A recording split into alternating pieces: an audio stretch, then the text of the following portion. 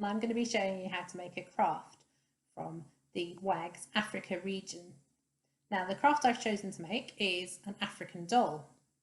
You can see I've made one here. So to start off with, I'm going to make the head first of all. In order to do that, I've just got some scrap tissue paper, which I'm going to scrunch into a ball. Squeeze it up really tight so it's a nice solid ball. There we go. And then I'm taking some brown or black tissue paper and just wrapping that around.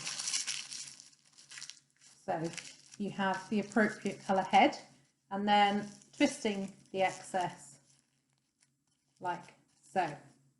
Then you've got the shape of your head ready to go.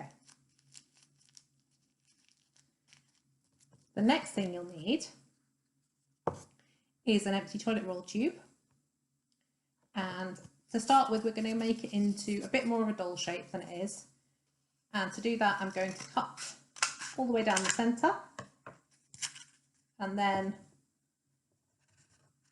press in slightly to make the top bit larger than the bottom bit. Hopefully you can see that there. So it's making a bit more of a dress shape or a body shape. And then I'm just going to grab some sticky tape and stick that down.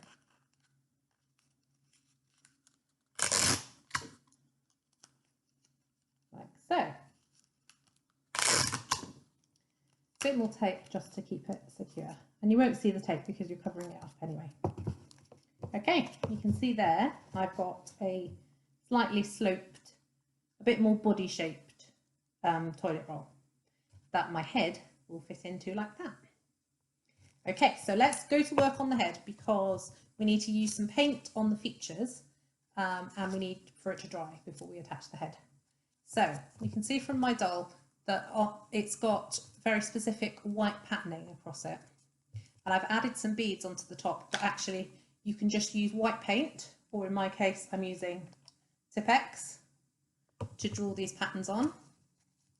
So it's a row of white blobs or white beads from one ear, where one ear would be on the doll, to the other, like that, and a row down the centre of the face,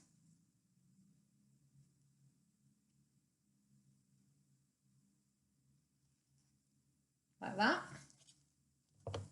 And then for the eyes, we're going to do almost like a flower shape with white dots around the eyes and then a red dot in the middle. And if you've got some red paint, you can use that to go in the middle, or you could use a red bead or a red gem, or you could use some glitter glue, which is what I'm going to use because I just happen to have some red glitter glue lying around. So just add in my eyes.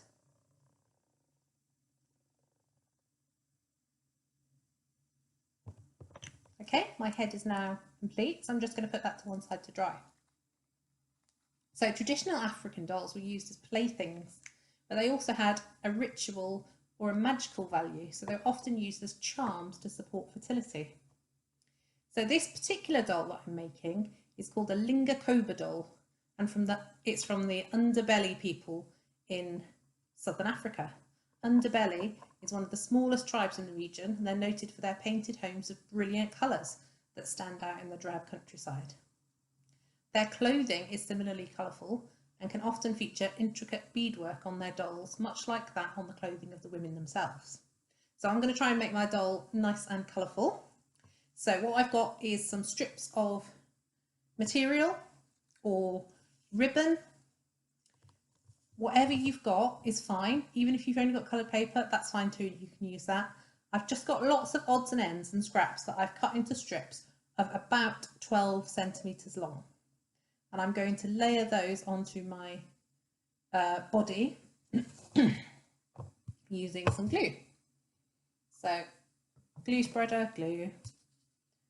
I start off at the top and I'm going to add a collar, so a smaller piece at the top, And on top of that, I have found some sparkly sequins that I'm going to add.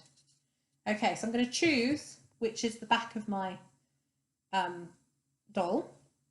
In my case, I'm choosing the slope is the back and the straight bit is the front. So I'm going to start at the back and make sure all my seams match up in the same place. You can see I've put my glue on. I'm just wrapping it around till I get to the end and then cutting off the excess where it meets at the back. Okay, I'm going to repeat this several times and I'm going to use lots and lots of different colours. Now you could use almost anything to make these layers and these colourful costumes. If you've got beads, you could stick those on. If you've got bits of colourful sparkly ribbon, you could stick that on. Else if you've got, you could use wool, you could use bits of off-cut fabrics. There's all sorts of things you could use. So what I'm doing is putting on lots and lots of PVA glue just to make sure it sticks on really well. Okay, so now I've got my body all dressed up in beautiful bright colours. I'm going to think about attaching the head. Hopefully it's dried off enough. Just rub the glue off my hands. Okay, so in order to do this, I'm going to put a good layer of glue all around the inner edge of the toilet roll tube at the top of my body. So then, when I put it in, put my head in, it should stick down around the sides. And don't forget to make your head point. So make your face point in the opposite direction to where your seam is at the back. There we go. If you just give it a press, and you might need to hold it for a few seconds just to get it to stick. Okay, so we can pop that to one side now whilst we make a cloak for it. And I'm going to make my cloak out of just 2 bits of scrappy felt. And if you're good at sewing, you could sew them together. Personally, I used a stapler. So I stapled my shawl together like that, or my cloak. Now, in order to make it sit nicely, what I'm going to do is just fold down the very top edge of the cloak, like that. And then we're going to wrap it round like so. If you wanted to put any extra ribbons or beads or decorations or anything on your cloak, then absolutely do that. That's great. So if I get my model back now, here's my doll. I am going to attach the cloak like so. Again, if you're super duper at sewing, you could always sew it on, or you could even use some glue to stick it together. That would work too. You can see on my other doll that I've trimmed it with a bit of coloured lace. And another thing I've done is, because often the women would wear decorative necklaces, so you can see on here I've just put on a bit of glitter glue, but what I found since then is I found a little sequin sort of a string of sequins. So I'm just going to cut a bit off of that and stick it down as the necklace or the collar. So I'm going to need lots of glue on that to make sure it sticks down well. Okay, so you can see my doll here. So another thing that dolls would have been used for, and still are in African culture, is during courtship, a suitor might place a doll near the house of the woman he's in love with. And that shows he's interested in marrying her. And then she would keep the doll once they're married. Alternatively, mothers might pass dolls down to their daughters as family heirlooms. Now, the Ndebele people would have lots and lots of beads on their dolls.